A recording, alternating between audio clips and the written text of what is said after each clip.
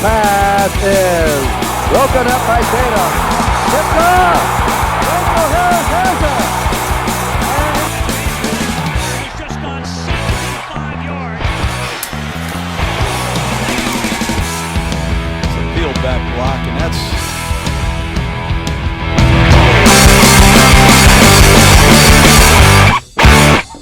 What's going on, everybody? It's another segment of the Yinz Jagoff podcast here with your host, Yinz Dono.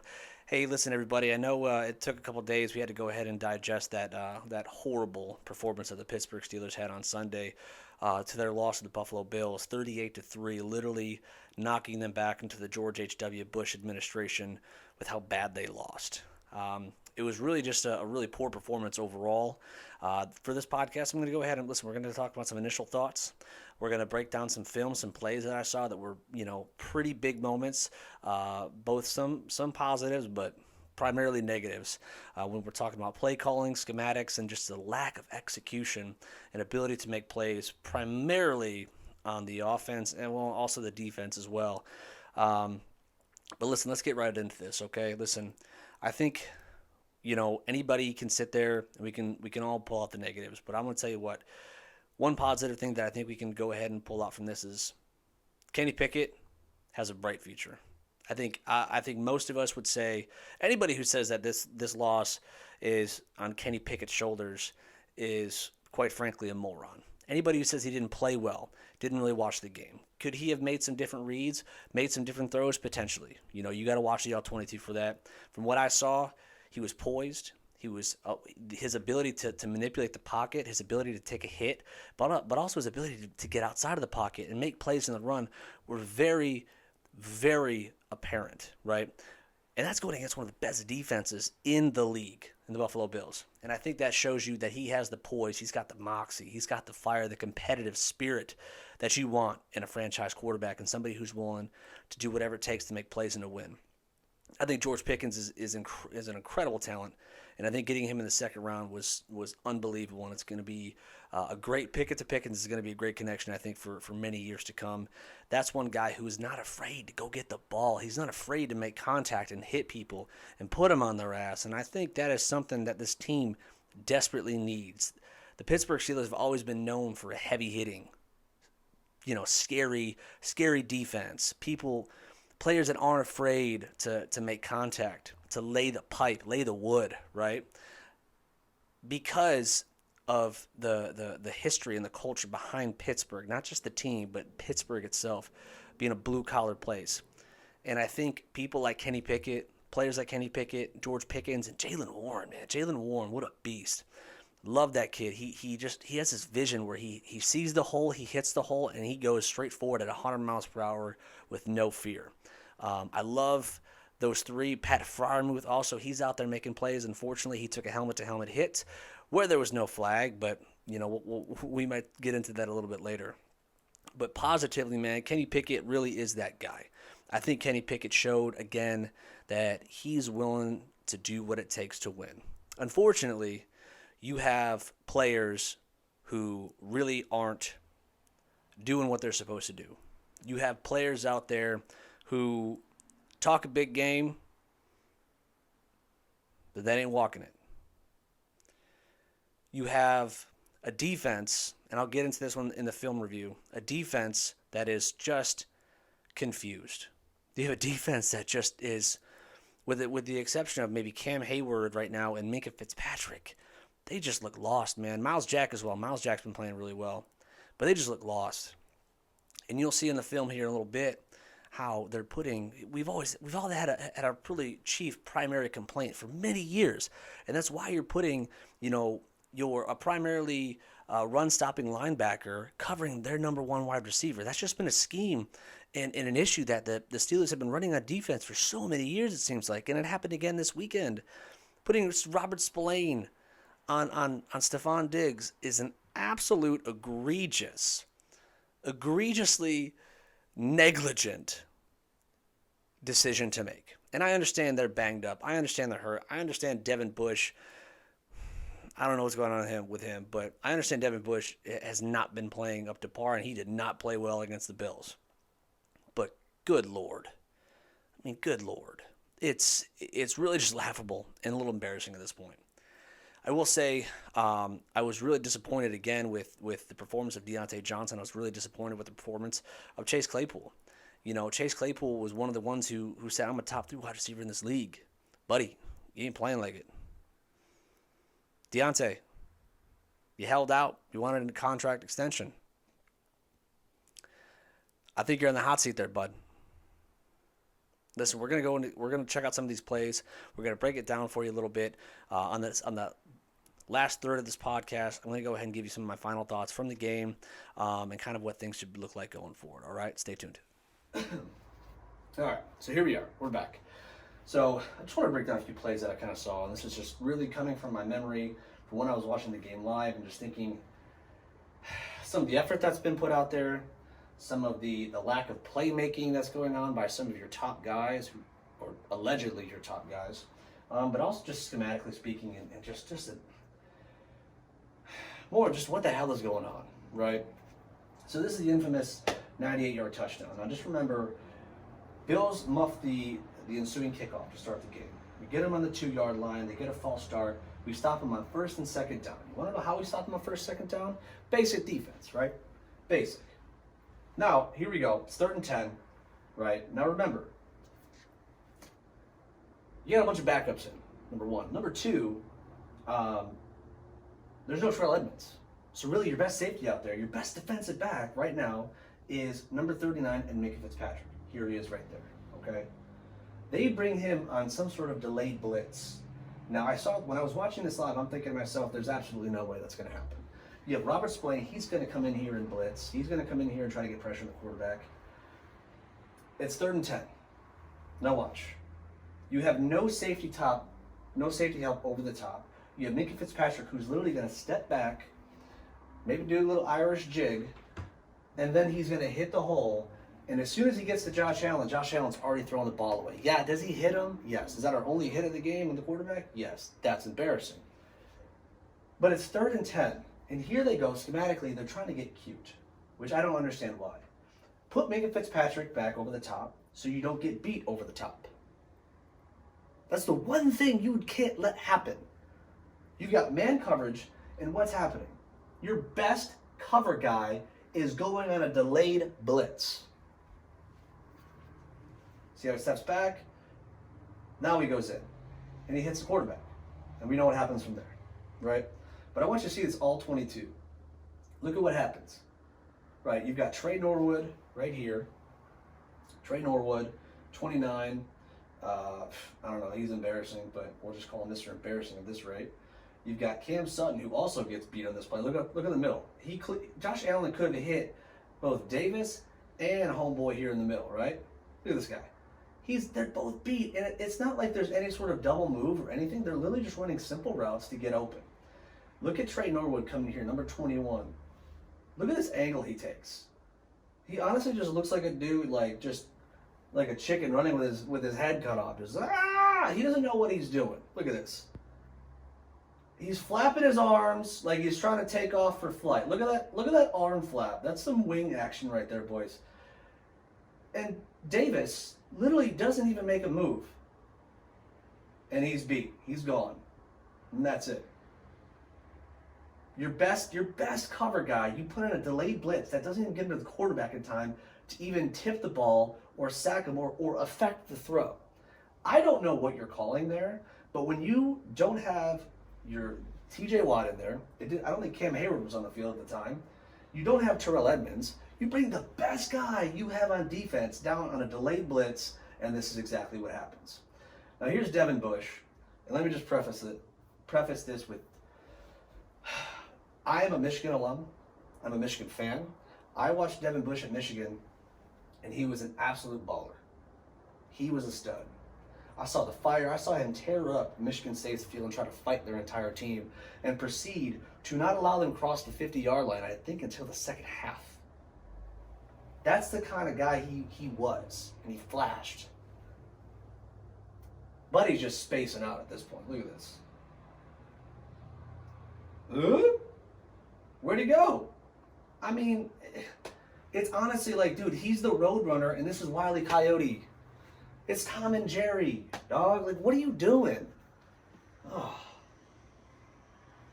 Next play. So here's Kenny Pickett. This is where Kenny Pickett's 3rd and 6. We're only down by 7 points. 2 for 3 on 3rd down conversions. Let me just say, Deontay single-handedly destroyed 3, I think maybe 4 conversions with 0 situational awareness, field awareness, and I don't know. It's Halloween season, so maybe he had one too many Butterfingers in the locker room. I have no idea. 3rd and 6. Your rookie quarterback here. You have a rookie undrafted free agent who actually does a really good job chipping this edge rusher. He gets out. He's a little bit further on the side of the field. But here's one thing. We all know Deontay drops his ball. But here's one thing that you see about Kenny Pickett and why he's really good and why he is the future of the Pittsburgh Steelers. When he bounces outside the pocket and he's coming down down the right sideline, he is drifting his eyes towards the right sideline. He sees, and I'm assuming this because of how the play worked out, he knows he's got the middle of the field wide open. And people are, oh, that's dangerous, that's this, that's that. He was playing the secondary with his eyes and making them move. Bounces outside, boom, he's watching this sideline, cuts it right over. Deontay can't make a play. He literally held in, I want a new contract, man. And then he does this. Look at this. This is the offensive line too, man. Every time you think they're doing somewhat decently, like, it's embarrassing. It's a 4-man rush. Look at it. Look at the pressure on a 4-man rush. What are you doing? Kenny Pickett, eyes down the right sideline. Boom. He knows Deontay's right there. Makes the throw. Deontay can't make that catch. I don't want to hear about ball placement. I don't want to hear about this or that or the other. You literally held in for a new contract, and you can't make that catch.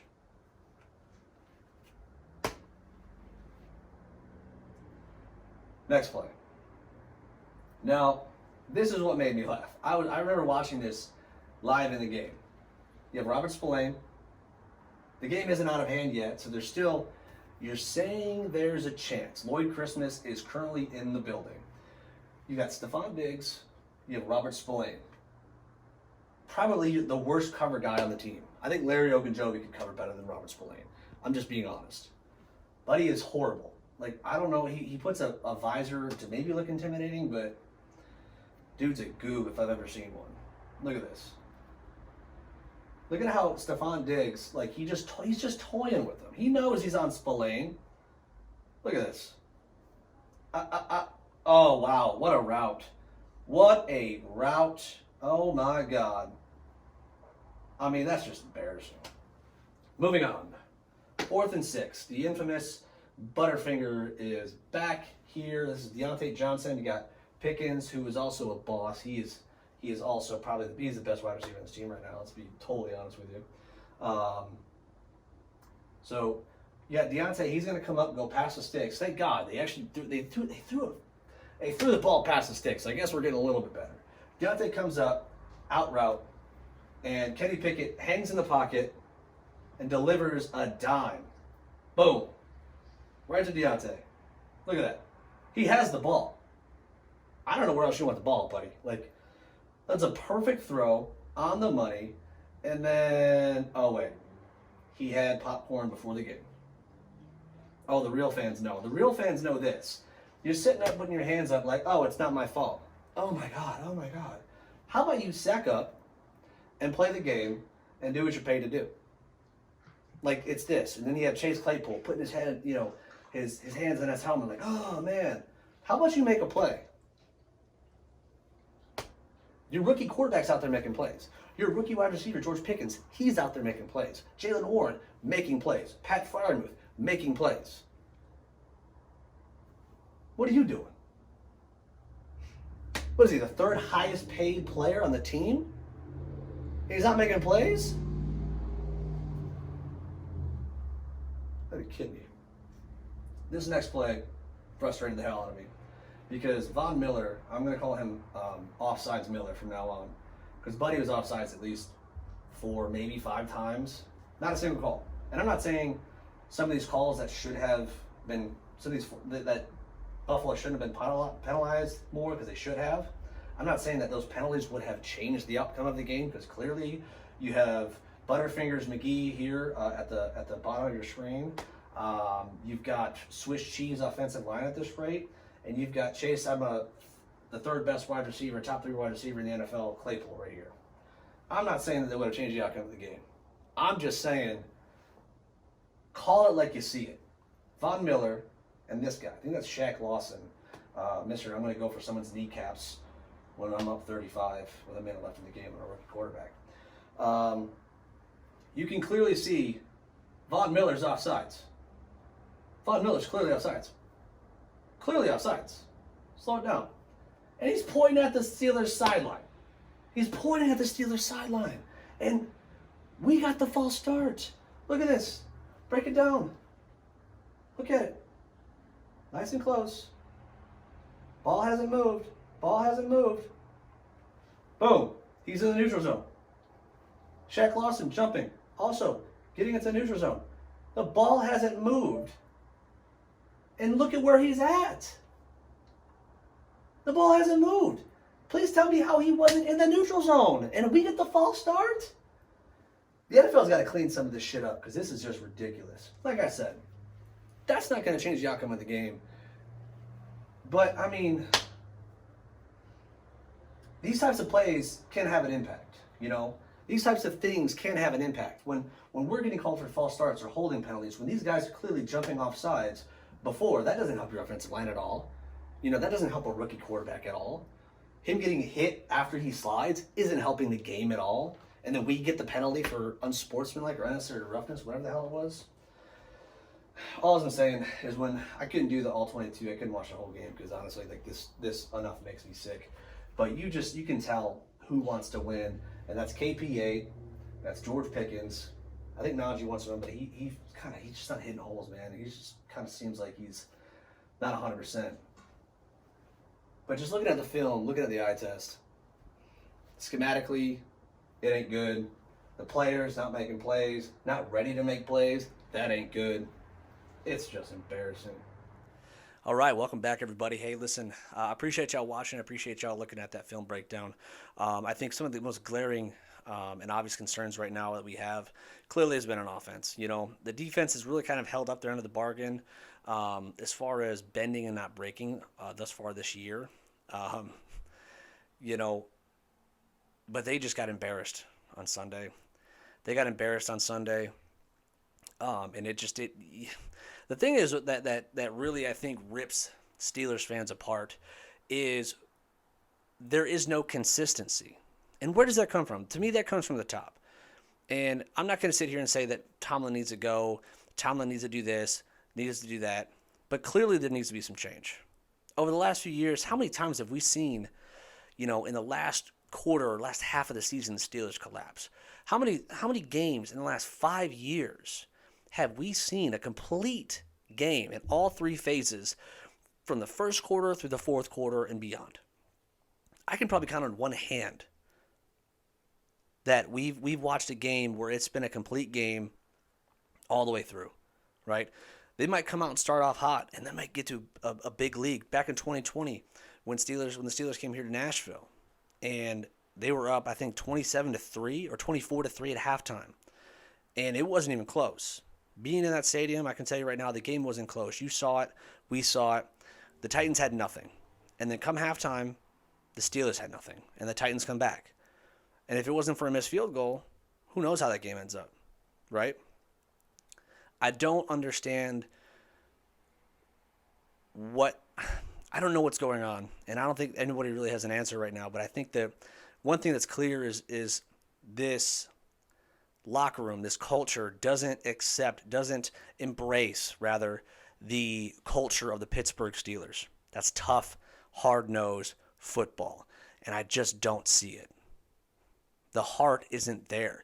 You look at Deontay Johnson or Chase Claypool, and they're just throwing their hands up like, like almost like they're trying to like deflect the blame onto somebody else. When you've got rookies out here making plays, and you're sitting here saying you're a top 3 wide receiver, or you're a wide receiver that's worthy of an extension, of getting paid more money, and you're not out there making plays, and you're just throwing your hands up, like, what are you doing? I don't know what's going on, but I feel like culturally this team in this locker room has not embraced the Steelers way, the Pittsburgh way, for quite some time. They don't play well in all three phases for 4 quarters. They just don't put it together. They don't put it together at all. And honestly, listen, that starts at the top. Game preparedness. You could tell that this team was not prepared. This team was not ready. How do you come in? Listen, they had this attitude, especially I would say primarily the defense had this attitude going into the first week against the Bengals. This Black Air Force energy. That they were going to go in there and they were not going to be denied that victory. They were not going to be denied that W that day. They were going in there with a mindset that we are the best. You are not going to get over on us. And I'm going to knock you back on your ass. Where is that? Yeah, they played a lot of snaps. The offense was terrible. But where is that moxie? Where is that? It ain't there. And I don't know if it has to do with a lack of confidence with the play callers, with a lack of confidence within themselves, or if they really just don't care. You don't see, and I think Ryan Clark hit the nail on the head. Where's the fight? Where's the heart? Where's that grit?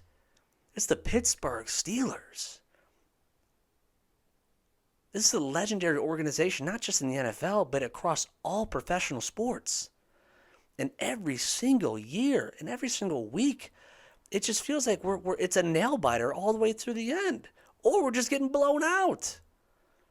And every single year, they give you glimpses of hope to show you that, yes, we have the skill. We have the talent. We have the capability to do these things and win football games. But we're not calling the right plays. And the plays that are being called, they're not executing. Drop passes, fumbles, wrong routes, miscommunication. Putting Minkah Fitzpatrick on a delayed blitz against Josh Allen when you don't have any other safety help over the top. There is no grit on this team. They just seem, with the exception of a few, it just seems like they just don't care. Like that the play again, what I showed you in the film review of the 4th and 6 and Deontay Johnson just blatantly dropping that ball on the 4th and 6. One of the 3 or 4, I believe, that he conversions or touchdowns that he blatantly destroyed those drives with his inability of field awareness, but also his inability to hold on to the football. You just see it, man. Yeah, you're getting throttled 31-3. You know what happened last year against the Minnesota Vikings? It was 29-0 at the end of the third quarter. What did Ben Roethlisberger do? Pulled a rabbit out of the hat.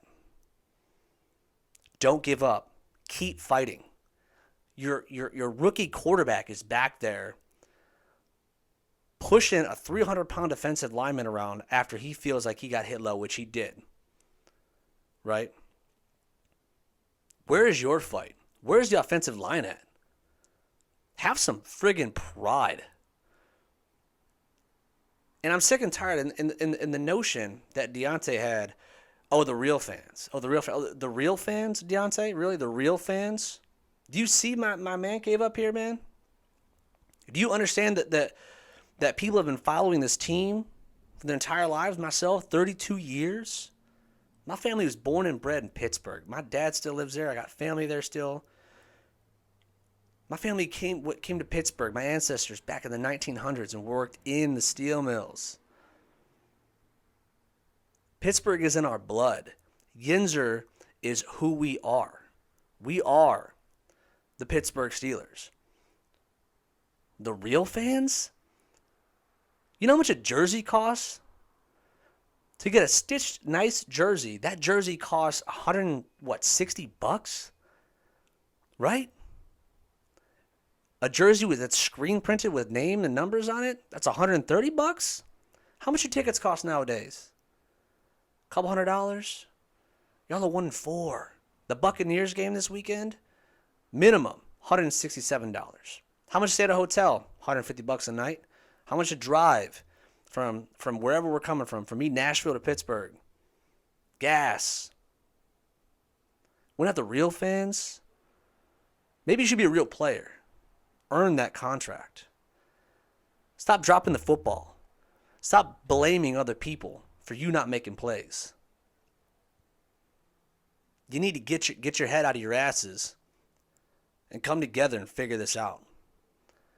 Because you know what? When you're not making plays and you're not doing your job, guess what? You are just as palpable, right? You are just as responsible. You are just as worthy of criticism. And unfortunately, you ain't making the plays, dog. And I know some of that is schematic. I know some of that was some quarterback play. But when the ball comes your way, you are paid handsomely to make those plays. And you're just not. I don't know what the future holds for this team. I don't know what's going to happen moving forward. I'm still going to root for them. I'm still going to sit there and break this down. I think Kenny Pickett has a great future. I think Jaylen Warren has a great future. George Pickens has a great future. Hopefully we can get healthy. And hopefully somehow, some way, they can start to string some wins together. Obviously, this is not a team that's going to likely will not go to the playoffs and will definitely not go to the Super Bowl. But have some pride. The people watch you. Like, the people watch these games week in and week out. These people help pay your salary. So to sit there and act like you're not warranted to have criticism is ridiculous. Grow a set, man up, and play. Handful of the Steelers team has been making plays. Cam Hayward, Minka, T.J. Watt when he was in there. Alex Highsmith has made some plays, right? A little inconsistent, but Alex Highsmith has still made some plays. You look at Jaylen Warren, again, Kenny Pickett, Muth, and George Pickens making plays. There's some dudes out there that want a ball, that want to play. But it has to come together, as Tomlin would say, as the collective. And it ain't happening right now. So we'll see what happens moving forward. Listen, we'll have a preview of the Buccaneers game here coming up. But hey, listen, we gotta keep rolling. We gotta stick with this team. We gotta hope that things are gonna continue to go in the upward direction. Because really, honestly, 38-3. Hopefully, it can't get much worse than that. But listen, I'm your host here, Yinz Dono of the Yinz Jagoff podcast. Y'all have a great week, and go Steelers. I'm out.